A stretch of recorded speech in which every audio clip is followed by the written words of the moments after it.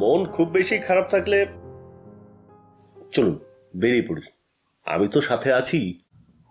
বলো কি, মীরা তোমাকে গতকাল কতগুলো কথা শুনিয়ে দিল, মানে ধরতে গেলে এক ধরনের অপমানই করলো, তারপরও তুমি আমাকে নিয়ে বেরিয়ে যাওয়ার সাহস করছো? ওনার কথায় আমি আসলে কিচ্ছু মনে করিনি, কারণ প্রথমত উনি আপনার ব্যাপারে অনেক বেশি টেন্স ছিলেন, আর দ্বিতীয়ত হচ্ছে দ্বিতীয়ত? দ্বিতীয় কারণটা কি? আমার মনটা আজকে খুব ভালো, তাই আপনার মনটা ভালো করে দেওয়ার জন্য এতটুকু রিস্ক তো নেওয়াই যেতে পারে। মন ভালো মানে? মানে মেয়েটার সাথে কথা হয়েছে? মেয়েটার বোন রাজি হয়েছে? ওর দুলাভাই আজকে আমাকে ডেকেছিল। তারপর তারপর ডেকে কি বললো? কালকে আমাদের বিয়ে। বলো কি? মাশাল্লাহ মাশাল্লাহ। আরে বলেছিলাম না হাল ছাড়বে না। তোমার ভালোবাসা যদি সত্যি হয় তাহলে সেটা কখনো হারাবে না, তোমার ভালোবাসা তোমারই থাকবে। এবার চলুন তো, আপনাকে আমি আজকে ট্রিট দিব। টিট? টিট দেবে সেটা কি? ঠিক না ট্রিট মানে খাওয়াবো।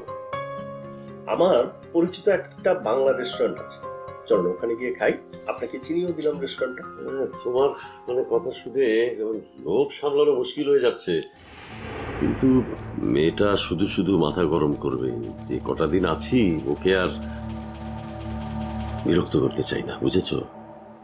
যে কটা দিন আছে মানে? কোথায় যাচ্ছেন আপনি? আমি চলে যাব, দেশে চলে যাব। আমি এখানে থাকতে পারবো না, এটা আমি বুঝে গেছি। কিন্তু আপনি না বলছিলেন দেশে আপনার কেউ নেই? কিছুই নেই, কিন্তু দেশ তো আছে। আমার ব্যবস্থা একটা হয়েই যাবে। মানে অন্যের দেশে পরাধীন ভাবে বেঁচে না থেকে নিজের দেশে গিয়ে স্বাধীনভাবে মরাও ভালো। তো আপনার মেয়ে আপনাকে যেতে দিতে রাজি হয়েছে? এখনো কিছু বলিনি ওকে, রাজি হবে না জানি, তো রাজি করাতে হবে। আর যদি রাজি না হয় তাহলে পালিয়ে যাব। পালানোর আগে আমাকে কিন্তু একটা কাজ করে দিতে হবে। হ্যাঁ বলো, বলো না কি কাজ? দেখুন, আমার তো আসলে মুরব্বী বলতে কেউ নেই। এখন আমি বিয়েতে বরযাত্রী ছাড়া যদি যাই সেটা তো দেখতে খারাপ লাগবে। সো আপনি আমার সাথে বরযাত্রী হয়ে কালকে আমার বিয়েতে যাবেন।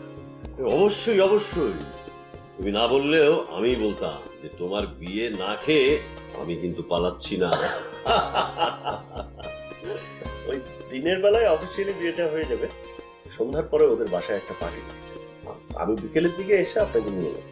আমি তৈরি হয়ে থাকবো একেবারে। হ্যাঁ